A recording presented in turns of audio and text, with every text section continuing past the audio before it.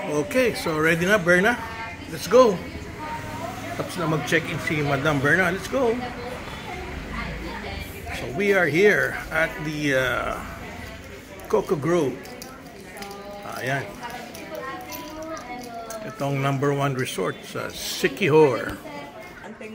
Okay, so pwedeng umikot. Pwede rin dumaan dito. So we can see the pool. Tapos may mga cabanas. Ayan, mga nag-chill out na. Oh.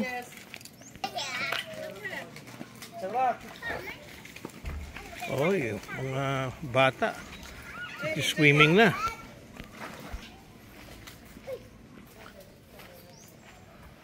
Yun lang ang maganda rito, no? Daming mga halaman, ano? Ayun, dive shop, Berna. Sa harapan yung dagat na, no? Oh, pero talagang kami? Sa Royal. Royal daw. Number 12. Pero naglilinis. Nalinis na ba yung kwarto namin?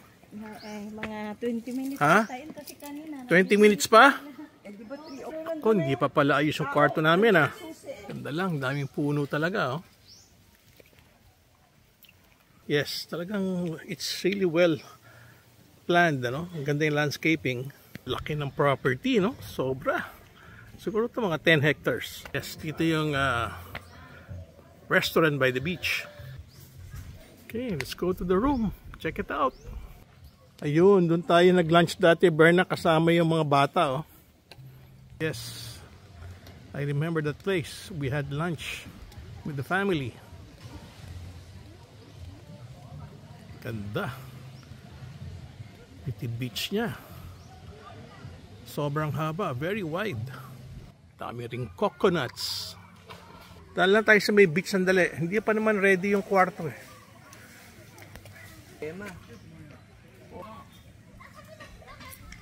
Okay, so let's check out the beach of Siquijor, which is known for the Coco Grove. This is their #1 tourist destination if you're going to this island. And you will notice the beach is very long and very, very wide. Yes, because when they started the resort, the owner decided to buy all the lots that's actually covering their area. That's why it became very, very wide.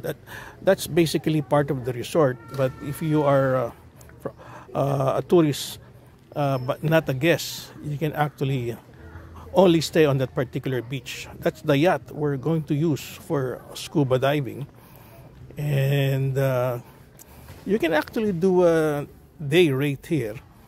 As you see, those people on the right side, if you're facing the water, they're paying some sort of an entry fee. Yes, that woman is trying to check. There's actually lots of fish because there's actually a sanctuary they made here right in front of the beach. So before we go to our room, we're going to check out the dive shop. Yes, dive shop is right in front of the beach. We've been here maybe already, Berna, 4 times, 5 times na in Siquijor, no? Oh, yes. We're always here because this is where we met the owner. That was Mr. Mike Butler. Yes, I was still very young then. That was maybe about 15, 20 years ago. And Mike Butler is actually the owner. And we were lucky that we met him. So now this is the dive shop. This is how it looks. And everything is complete here in this dive shop. Ito na. Ito na yung mga instructor. Siya ba instructor? Wala ka nang makikita malawin. Para kang ano sa ilalim. Wala nga. Instructor ba siya or dive master? I'm dive master, sir. Ah, okay. Yun ang pinakamagaling, dive master. So, Mostly yung sa chapel po. Ito yung mga gamit. 25, 20. So ako medium. Tapos pipili ka lang ng paints dyan. sige, susunod. Ako lang. So 1,900 Yeah. pesos Baka may mangyari. for one dive. Iba po. For in case. SSI pala sila. Pero hindi, nakikita. Basta lang makikita. Hindi siya, slope kasi siya. Hindi Yung sa hindi siya ganyan. drop off yung yung Apo Island Ano ba kasi. drop off? Yung Alin doon? wall. Wall. Yung Alin doon ang wall? chapel. Chapel. Oo. O, sige. Chapel wall yun? Chapel po. Yeah, chapel po. Yung sa wall. Okay. Tapos may Okay, so there's sanctuary right in front. So if you don't want to go to Apo, it's absolutely okay to dive just the reef in front. Yes. So I do not know if it's cheaper to dive the reef in front. Maybe we can ask this guy. Pare, yung kung gusto mo mag-dive dyan sa sanctuary, magkano per dive? 150 na po. Ah, pareho din. Pareho din sa Apo. Kahit dyan ka lang sa house reef. Ah, okay. So, same rate pala. Okay. Dati yung sanctuary nandun eh. Bakit sabi nung iba na lumipat daw dito? Ganun ba? Same lang po, sir. Ha? Same lang. Same lang. Mabilis yung line po yan. Oh, pero dati nandun lang eh. So, humaba na. Ah, lumaki na yung kanyang sanctuary. Okay. Oh, sige. Salamat. So, maganda na pala rito ngayon.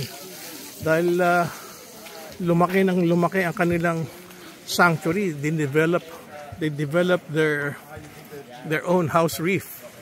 So it will be good for divers, except the price is the same as diving in Apo Island, 1,950. So this is their dive shop, and that's where you get your gears. So nalaos na si Paddy, puro SSI na kayo ngayon, no? SSI na. Ang turo nyo, Anong pangalan? nalaos na si Paddy. Nixon, ma'am. Si Nixon. Ikaw rin kausap ko noon. Okay. Hindi rin matuloy Paolo. palit. So bukas na pala yung mga gear, ha? Oo.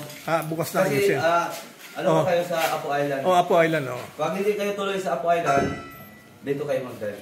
Sige. Sabi nila. Okay. So yung kwarto natin, malapit lang dito, di ba? Anong ito? It's only, ilang hakbang lang, nandun na tayo sa kwarto. Wow. Yan ang tatawag na paraiso. Yes, imagine. Just a few steps away, meron ka ng room. So, surprise kung gaano kaganda ang room natin. Bernabaron. Yung dati, parehong room natin. Katabi natin ang dive shop, ano? Okay. Tapos may overlooking ka. Yan. Yan ang dating room natin. Okay. Ilang nights tayo dyan? Para tayo nasa beachfront. Para tayo. Talagang beachfront talaga ang dating niya, oh. Yan lang ang beach eh. Yan lang ang dive shop. Yan na yung kwarto namin. Okay. Pakibukas na para room tour. Pakibukas. Yes.